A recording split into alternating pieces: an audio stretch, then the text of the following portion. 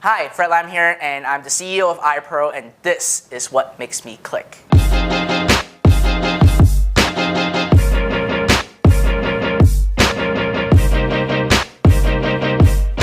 Welcome to What Makes You Click. I'm Shannon Smith. Today I'm joined by somebody who started his entrepreneurial journey as a dishwasher in a Japanese food restaurant, and from there went on to be a successful media buyer and have multiple 8-figure launches. Fred Lam. Thanks for joining us, Fred. Thank you for having me here. Yeah, it's wonderful to have you.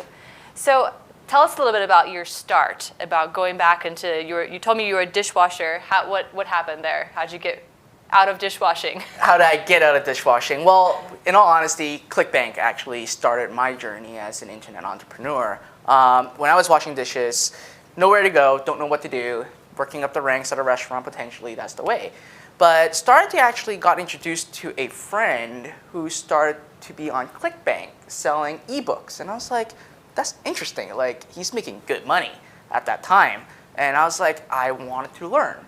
And he actually started sharing with me what he was doing, and then he was selling ebooks on ClickBank, and it got me very interested into learning more about this internet marketing world. So I got into a lot of forums, I always try to meet up with him, and I start helping him to actually get his products, get more sales, and started really dabbling into traffic. So that's how it all started. And then where things really start to take off was when I made the transition into selling physical products online. And that's when things really started to grow. And that's where I have my experience into a lot, is really how to sell physical products online using traffic. And that's the two key components that really make things really start to take off for me. That's awesome. So what was your first big launch of a physical product? It was back in 2008, and back in 2008 when gas prices was soaring, we were very fortunate enough that all of a sudden there's a manufacturer that lets us drop ship, and drop ship was not a term to be used back then. Nowadays it's everywhere, but back in 2008, what the heck is drop ship? So we were very privileged enough to say, okay, this is the product, we'll manufacture it, we'll ship it out for you, you just want to get a sales. So what we've done was we went, created a sales page, created videos, and we used traffic to actually start selling that product. Within 4 months, we did $4.6 million. Wow. And that's where I had the most learning experience and knowledge about traffic, conversions, and how to really sell physical products online. Obviously, at a young age, really going crazy, and then making millions all of a sudden, right? From nothing to millions, and never really had the business background, so the business kind of collapsed. And one of the most challenging thing back then was not only because I don't have the business foundation, it's really because merchant processing was an issue, right? People deemed physical products online as high risk. So that's why ClickBank, you guys are amazing now allowing physical products, because it really helps these people, these startups or these companies to really process credit cards without even worrying about it at the same time. So yeah, that's how everything started to begin. And after that first business collapsed, I took that skill set as a media buyer to create my own agency. Very fortunate enough to attract BMW as my client, and I was 21, I think, or 2021. And I was literally the youngest marketing manager at BMW Group Canada. Wow. And I was given Rolls-Royce, Mini Cooper, and then I have over a dozen car dealerships and brands under my roof. And I was working with some of the top sales manager, general manager, marketing manager to really learn from them, because my ultimate outcome going into corporate all of a sudden, from an entrepreneur going into corporate, was to have one thing in mind: to learn the business side of things. And that's what I believe is super important being an entrepreneur. It's you gotta experience the process. You can't just go by textbook and basically say ABCD, which is true, you can with a blueprint, but experience the process is very important. So I had 3 years of time in there, and that time I was like, okay, I'm ready. I know why the first business failed, not just because of merchant processing, it's because of how to really run a business and how to actually multiply your existing database to create a bigger business and really nurturing your customers. So then I actually went back, go back into physical product again, very lucky. Got another manufacturer that would just allow us to sell the product. We don't have to carry any inventory. We just sell. That business took off right away and did 6.4 million in 6 months. It was a water filtration product at that point. And then from there, we continue to rinse and repeat the process of basically finding products and just selling online using traffic. And that's where the entire 5-step that I developed really came into play, and start helping other individuals having the same kind of success using this step and blueprint that we've been using. When you were at B&W and you had your own media agency, what were some of the top things that you learned that you thought, aha, this is going to help me so much? A couple great things. Number one is backend.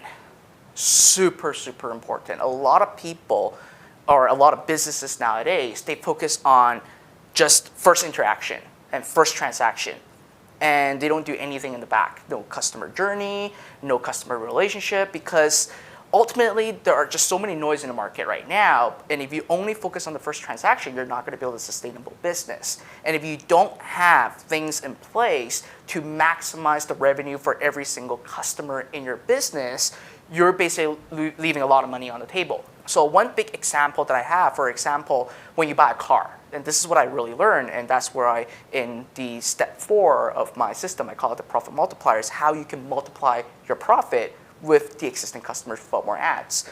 So when I was at BMW, one thing that I saw that I kind of really got an aha moment was, once you actually sell the car does not have a lot of margins. Where the margin comes in place is the back end. And how the back end comes in place is, for example, once you buy a car, you go into the business office. When you're in the business office, they sell you warranty, they sell you tire warranty, they sell you this, they sell you that. That's where the majority of the money actually comes from. And that's where it's kind of like McDonald's, do you want fries of that? That's where it applies. Then where it goes even deeper is service department. Right? After you got a customer that got all these warranty, you got them a brand new car, the good money, the real profit is going to be when you continue to service the car. Then you bring back them into the cycle of now their lease is up or the car's getting old, bring them back into the entire process again.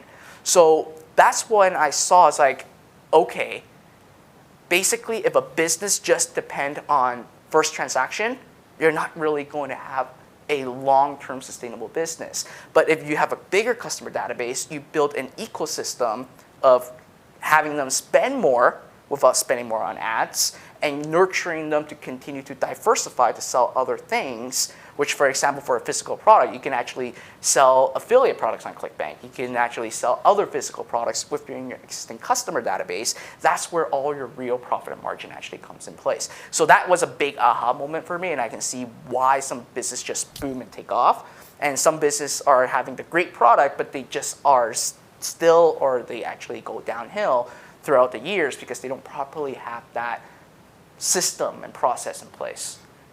Wow, that's a great answer. Thank you. Well, you can tell us about what you're doing next. You mentioned you have a new product coming up. Yeah. So ever since that, I started sharing my system and start sharing my knowledge, which took me quite some years for me to do it after some push from my friends in the industry, and it's like, you got to share this, you got to share this. I basically took what I've learned through all my businesses selling physical products into the 5-step system, and I actually documented to actually write a book all about it. When I first released the first edition of the book, it was just a digital format, and a lot of people are getting tremendous success out of it.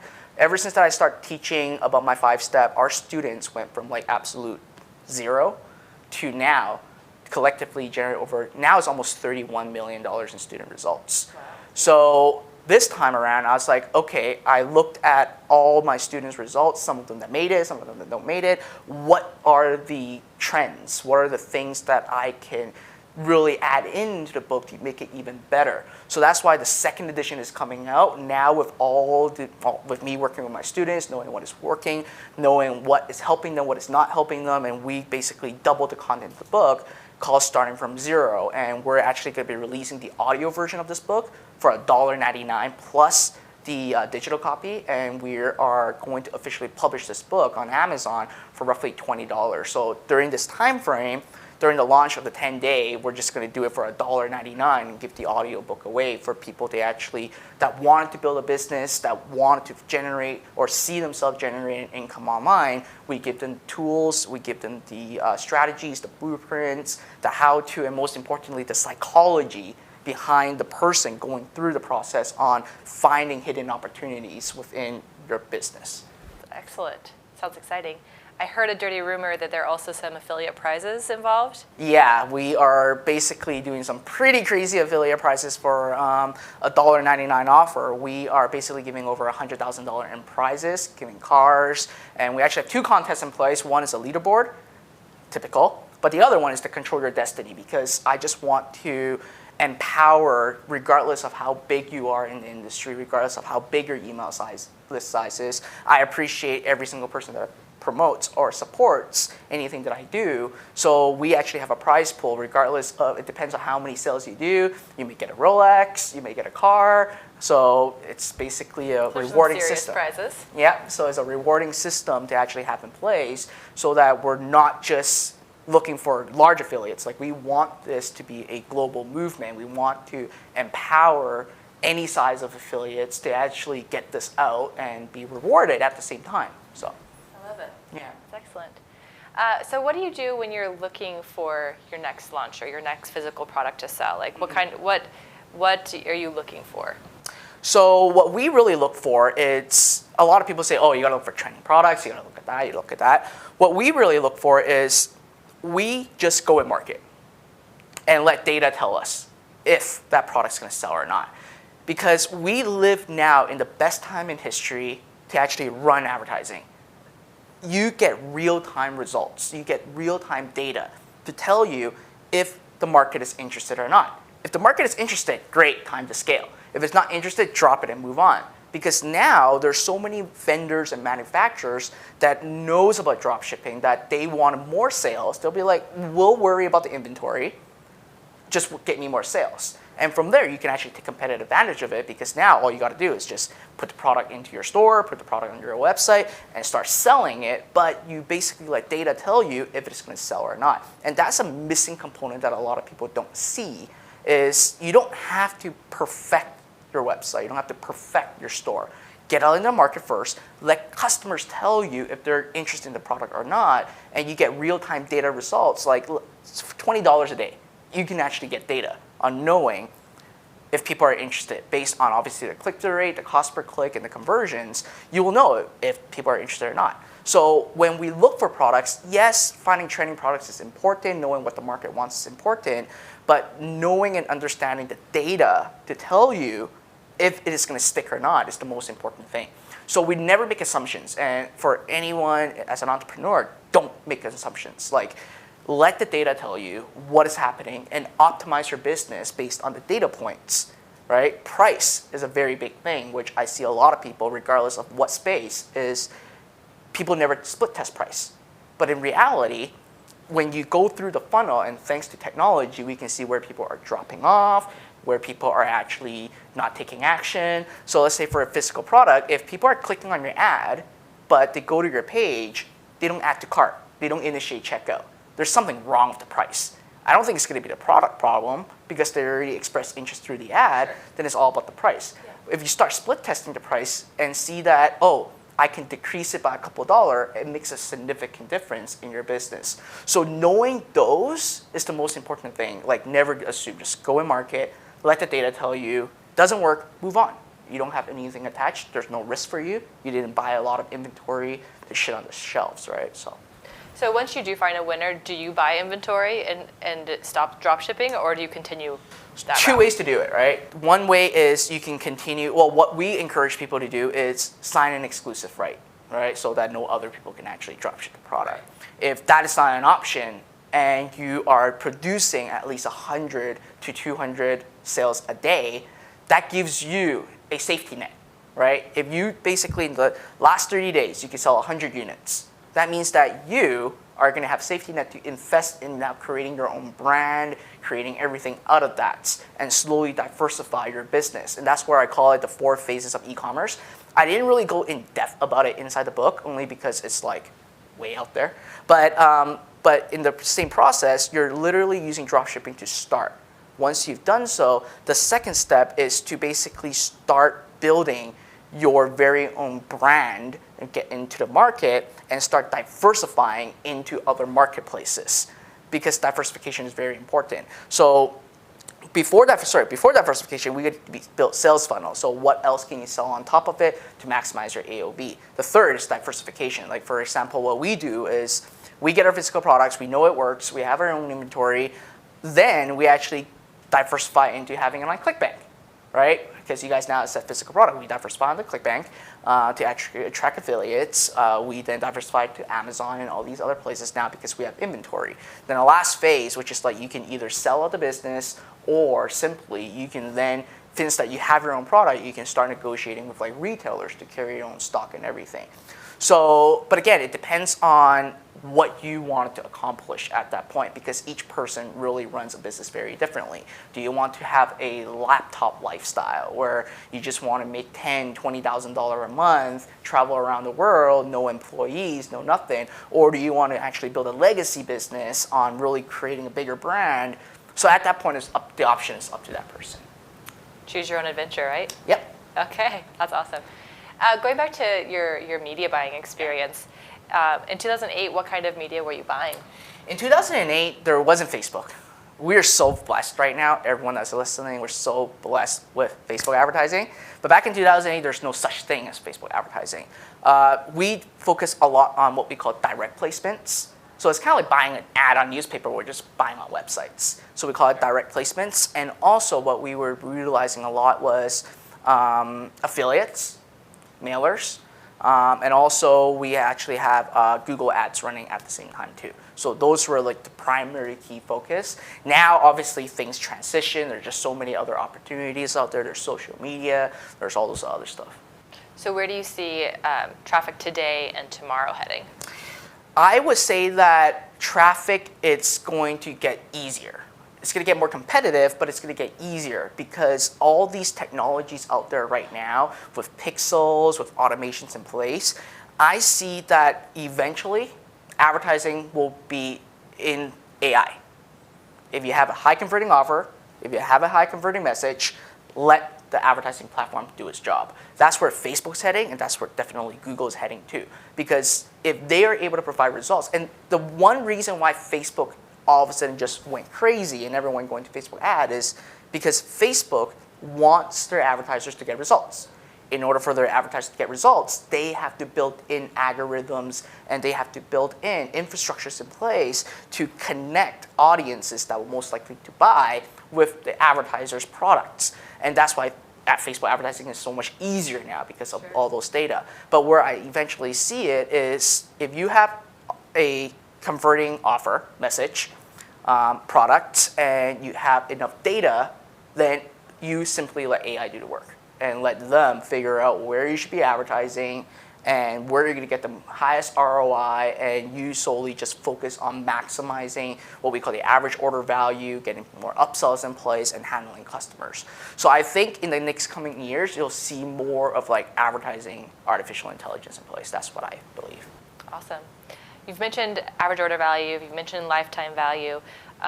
You're obviously very concerned about the journey that the customer takes. What are the metrics that you look at when you're launching a new product, and you want to see if it's going to be successful or not? What are you like primarily focused on? So if it's a brand new product that goes out into the market, we use Facebook as marketplace because it's like the best marketplace for physical product right now. A couple things that we look at is the cost per click and the CTR. So for cost per click, CTR stands for click-through rate. How often, when your ad is showing, how often are people going to click on it? That metric is super important because if you are going after 1 million audience size, and let's say that you have a 5% click-through rate, or not even 5, let's say that you have a 3% click-through rate, and our goal is to actually get above 1.5. 1.5 is average, but if you're able to get 3% click-through rate, that means that the market is interested in your product. Now, if you get less than 1.5%, that means that people are not even interested in the product at that point. And if it doesn't, we just cut it, right? Could that be also that your ad isn't working, or do you think, or is that always reflective of the product itself? A lot of times it's there's several folds, and I use something called the 3x3 ad formula to actually speak the language. So how my 3x3 ad formula work, and it works for all kinds of advertising, is let's say that your objective is a product. Under that product, we always have 3 targeting, 3 different audiences to go after.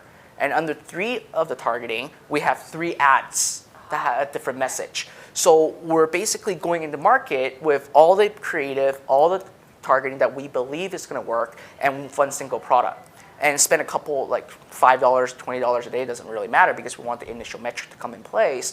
And when you start running traffic, it will tell you which message works, which targeting works, and if the product's working or not. If you're not getting any of the metrics in place, then it's obviously the product.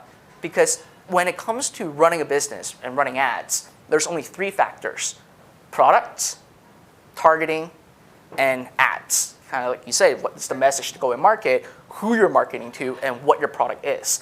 And using the 3x3 ad formula that we created, it tells us right away what is sticking and what is not. And from there, we found something that works. We nurture a little bit, maybe come up with some more different angles. You can optimize a bit. Optimize it a little bit, and then we scale it up. Wow, that's great. So you're split testing from day one always? Yeah, because we never wanted to assume what the market's response is going to be. We'd rather be proactive than reactive at the same time. And that initial testing that you've done, have you ever had like a big surprise where you said, who would have thought that would convert with that audience or that? Yeah, a lot of times. We had an eco-friendly product, and it was very interesting. We always thought that, eco-friendly product, that means that we should go after people that are eco-friendly or sustainability. Yeah. Surprisingly, nope. It didn't work. What worked the best for us was basically people in diets for an eco-friendly product. Super interesting.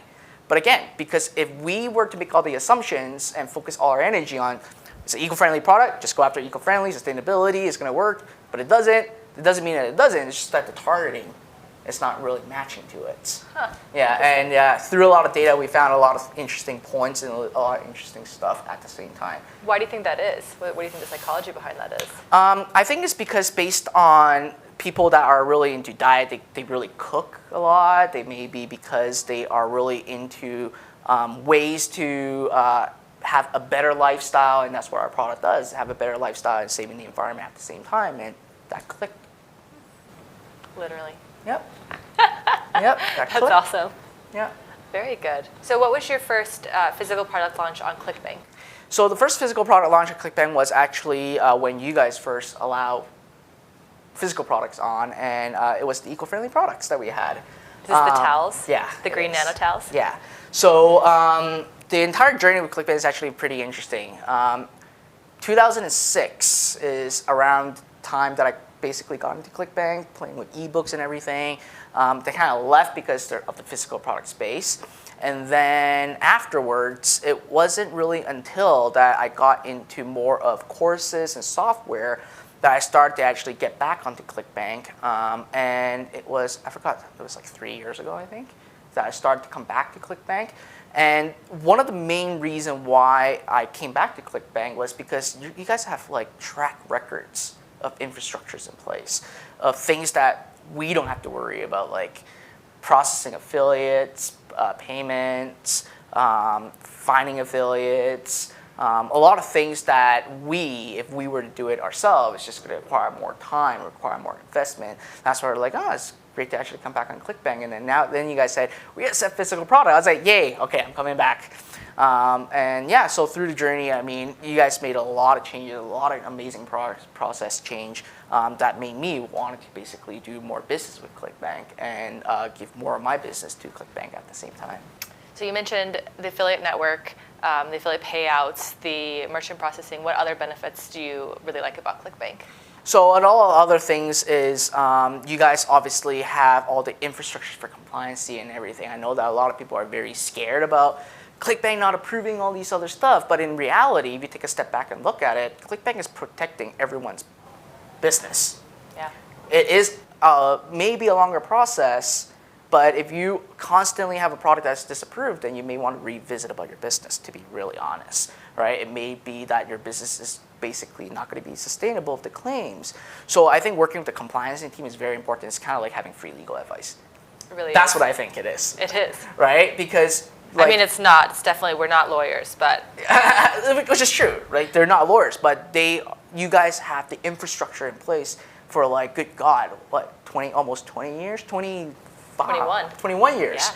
right? Of like track records, and you guys have all these things that you guys know what it's going to get you in trouble, what it's not going to get you in trouble. And if vendors and affiliates listen and adapt to it, then basically ClickBank is really protecting their business too, which a lot of people see it as like, oh, that's the dark side of ClickBank. But in reality, it's really a positive side if you actually take a step back and look, because ClickBank is here to build a long-term business with you. It's not like in and out, in and out, in and out, right? So, yeah, love it. So your next launch that has like some amazing content, it sounds like. I want to buy this book. When does it start? Starting on April 9th to the 19th, we're only opening cart for 10 days. Yeah. So you gotta be quick, gotta Yeah, buy. only on that 10 days. And then right afterward, in May, we're looking into having another launch on ClickBank, which is all about traffic. Traffic is not just a course, it's like a mentorship call where I'm literally training people that knows nothing about traffic to become an expert in traffic and applying for their own business, or even taking that knowledge to actually create their own agency, because that's how I really got back, was creating my own agency with my traffic and teaching people how to do it at the same time. I have a feeling that one costs more than $1.99. Yes, yes, that is going to be a high ticket product. Awesome. And if people want to promote these products as an affiliate, Yeah. where can they get details? Definitely go to www.startingfromzerojv.com. And the book is actually called Starting From Zero. And obviously, it means something, because we're wanting individuals to start from zero and start becoming an entrepreneur through our 5-step process and our 5-step system. So yeah, startingfromzerojv.com. So we like to ask all of our guests when they come and visit us, what makes you click? Results. I think most importantly, it's people's result from using our products, or our student results from obviously going through our courses and program, because that's what really motivates me at this time, is to actually know that I'm having an impact in humanity on delivering products that are basically helping them, and also delivering programs and systems that seen people's lives change. So every time when I hear a story about a student's success, I love it. Like, we have people that actually, someone that left Philippines and immigrated to Canada because of our program. We have military personnel become millionaires. All those are what's making me click and what drives me right now. That's amazing. Thank you for visiting our offices and for sharing your journey and your products with us. If you enjoyed this video, please like and subscribe. Thanks.